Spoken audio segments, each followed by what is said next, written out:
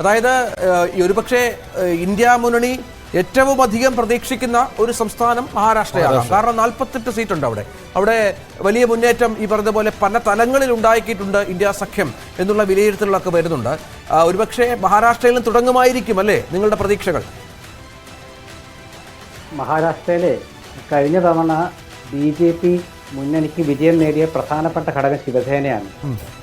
ആ ശിവസേന പിളരുക മാത്രമല്ല, ഉദ്ധവ് താക്കറെ നേതൃത്വത്തിലുള്ള ശിവസേനയിലാണ് പ്രവർത്തകരെന്ന് ശ്രീ മോഹൻ വർഗീസ് പറഞ്ഞത് അവിടുത്തെ ചില പ്രകടനങ്ങളും പ്രചാരണങ്ങളൊക്കെ കണ്ടുകൊണ്ടായിരിക്കാം. അപ്പോൾ അങ്ങനെ വരുമ്പോൾ അവിടെ BJPക്ക് എന്തായാലും ക്ഷീണം സംഭവിക്കും. പിന്നെ മറാത്തികളും മുസ്ലിങ്ങളും ഉൾപ്പെടെയുള്ളൊരു വിഭാഗം അവർക്കൊരു സഹതാപം ഉദ്ധവ് താക്കറയോട് വന്നു കഴിഞ്ഞു. അതുകൂടാതെ അജിത് പവാറും ഷിൻഡെയും എങ്ങനെയാണ് അവിടെ ഭരണം പിടിച്ചെടുത്തത് എന്നൊരു തോന്നൽ ഈ മഹാരാഷ്ട്ര പറയുമ്പോൾ നമ്മൾ വേറൊരു കാര്യം ആലോചിക്കണം. അത് ഏതാണ്ട് ദക്ഷിണേന്ത്യയുമായി ചേർന്ന് കിടക്കുന്ന ഒരു സംസ്ഥാനമാണ്. ഈ തെലങ്കാനയിലും ആന്ധ്രയിലെയും കർണാടകത്തിലെയും ഒക്കെ രാഷ്ട്രീയ കാറ്റ് അങ്ങോട്ടും വീശും. അപ്പോൾ അവിടെ BJPക്ക് 2014 19 BJP കൊണ്ടുവന്ന എന്താണ്? വികസനമാണ്. മഹാരാഷ്ട്രീയന്മാർക്ക് ഏറ്റവും ഇഷ്ടപ്പെട്ട ഒരു വിഷയമാണ് ഈ വികസനം എന്ന് പറയുന്നത്.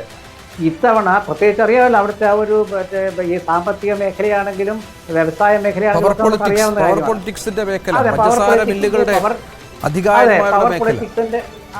പൊളിറ്റിക്സിന്റെ നാടാണ് അവിടെ. അത് വികസനത്തിന്റെ ഒക്കെ ഒരു നാടുമാണ്. അവർക്ക് താല്പര്യമുണ്ട്.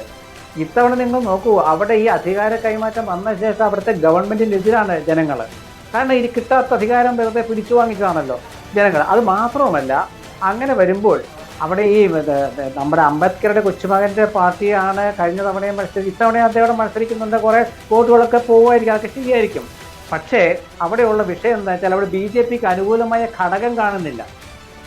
അനുകൂലമായ ഘടകം കാണാത്തിടത്ത് കഴിഞ്ഞ തവണ 41 സീറ്റ് ശിവസേനയുമായി ചേർന്നാണ്.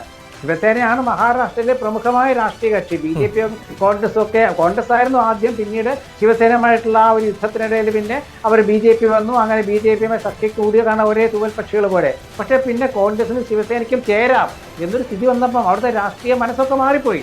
അപ്പം അങ്ങനെ വരുമ്പോൾ അവിടെ ഇത്തവണ ഏത് രീതിയിൽ പ്രതിഫലിക്കേണ്ടത്? മാത്രം നമ്മൾ ഈ BJPയുടെ സീറ്റ് കൂട്ടുമ്പോഴേ എനിക്ക് പ്രവചനത്തിനില്ല. കാരണം എന്താ വെച്ചാൽ ജനങ്ങൾ വോട്ട് ചെയ്ത് കഴിഞ്ഞതാണ്. എക്സിറ്റ് പോൾ എന്തോ ആകട്ടെ, അത് നമുക്ക് ചർച്ച ചെയ്യാൻ വേണ്ടി മാത്രമുള്ള വിഷയമാണ്. 4-ാം തീയതിയാണ് യഥാർത്ഥ ഫലം വരുന്നത്. ഞാൻ ചോദിക്കുന്നത്, ഈ ബീഹാറിലെ അവിടെ കഴിഞ്ഞ തവണ വോട്ട് ഭിന്നിച്ചു പോയത് എങ്ങനെയാണ്? മറ്റേ നമ്മളുടെ ലല്ലുവിൻ്റെ പാർട്ടിയും കോൺഗ്രസും ഇടതു പാർട്ടികളൊക്കെ ഭിന്നിച്ചു നിന്നു. ഇത്തവണ അവരെല്ലാവരും ഒന്നാ. ലല്ലുവിൻ്റെ പാർട്ടി ഒന്ന്, കോൺഗ്രസ് ഒന്ന്, ഇടതു പാർട്ടികളൊന്ന്. അവിടെ BJP അപ്പുറത്ത് ആടുകൂടാ നിതീഷ് കുമാറിൻ്റെ കൂടെ. നിതീഷ് കുമാറിന് ഇപ്പോൾ അവിടെയുള്ള സ്ഥാനം എങ്ങനെയാണ്? അപ്പോൾ അവിടെ കിട്ടാവുന്ന സീറ്റുകൾ BJPക്ക് കൂടുകയോ കുറയുമോ? അതുപോലെ മഹാരാഷ്ട്ര നമ്മൾ കണ്ടു കഴിഞ്ഞു. അതുപോലെ ഹരിയാന നമ്മൾ നോക്കൂ, 10 സീറ്റ് കഴിഞ്ഞ തവണ അവിടെ BJP കിട്ടി. ഇത്തവണ കിട്ടുമോ? ഇപ്പോൾ അവിടുത്തെ അവസ്ഥ എന്താ ഹരിയാനയിൽ? ഇനി അത് മാത്രമല്ല, അത് തെലങ്കാന നമ്മൾ ചർച്ച ചെയ്ത് കഴിഞ്ഞു. മറ്റേ ഡൽഹി നോക്കൂ, 7 സീറ്റാണ്. ഇത്തവണ 7ഉം BJP കൊണ്ടുപോകുമോ? ഇനി വടക്ക് കിഴക്കൻ സംസ്ഥാനങ്ങൾ നിങ്ങൾ നോക്കൂ, 10-30 സീറ്റോ 10-20-20-ലധികം സീറ്റ് അവിടെ ഉണ്ട്. അവിടെ അസ്സാം കഴിഞ്ഞാൽ ബാക്കിയെല്ലാം 1-2 സീറ്റുകളുള്ള കൊച്ചു സംസ്ഥാനങ്ങളാണ്. അസ്സാമിൽ വേണമെങ്കിൽ BJPക്ക് ഭൂരിപക്ഷം കിട്ടിയില്ലെന്ന് നമുക്ക് കണക്കാക്കാൻ. കാരണം അവിടെ പ്രത്യേകിച്ചുള്ള ഒരു വേറെ രീതിയിലുള്ളൊരു മാറ്റം നമ്മൾ കാണുന്നില്ല.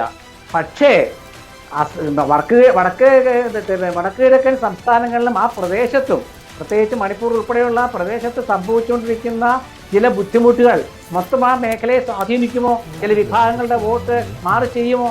അപ്പോൾ അങ്ങനെ നോക്കുമ്പോൾ BJPക്ക് എവിടെ നിന്നാണ് മണ്ഡലങ്ങൾ കിട്ടുക എന്നൊരു തർക്കം നമുക്ക് ഉന്നയിക്കാൻ പറ്റും. തീർച്ചയായും വോട്ട് ചെയ്ത ജനങ്ങളുടെ കാര്യം നമുക്കറിയില്ല, തർക്കം ഉന്നയിക്കാം. അങ്ങനെ തർക്കം 5:50 6:15 കൂടി 6 മണിക്ക് സമയം അവസാനിക്കും. നമ്മുടെ എക്സിറ്റ് പോളിന്റെ ആദ്യ ഫലം ഏതാണ്ട് 6:15 മണിയോടുകൂടി പുറത്തുവിടാൻ കഴിയും. കഴിഞ്ഞ 1.5 മാസമായി നടന്ന വലിയ തെരഞ്ഞെടുപ്പ് മാമാങ്കം അത് അവസാനിക്കുകയാണ്. 6 മണിയോടുകൂടി അവസാനിക്കുകയാണ്. 7ാം ഘട്ടവും 6 മണിക്ക് പോളിംഗ് സമാപിക്കുകയാണ്. നരേന്ദ്രമോദിയുടെ മണ്ഡലമായ വാരണാസി അടക്കം ഇന്ന് ഇപ്പോൾ പോളിംഗ് ബൂത്തിലാണ്. ഇനി 10 മിനിറ്റ് കൂടി മാത്രമാണ് ഔദ്യോഗികമായി ബാക്കിയുള്ളത്. പക്ഷേ ബാക്കി പോളിംഗ് ബൂത്തിൽ നേരത്തെ എത്തിയ ആളുകളെ വോട്ട് ചെയ്യിപ്പിക്കാനുള്ള ഒരിക്കൽ കൂടി പറയുകയാണ്. News 18 poll hub mega exit പോളിന്റെ ഫലങ്ങളാണ് ഏതാനും നിമിഷങ്ങൾക്കകം പ്രേക്ഷകരിലേക്ക് എത്താൻ പോകുന്നത്. ഇതിൽ സമഗ്രമായ ഒരു തെരഞ്ഞെടുപ്പ് ചിത്രം ഉണ്ടാകും.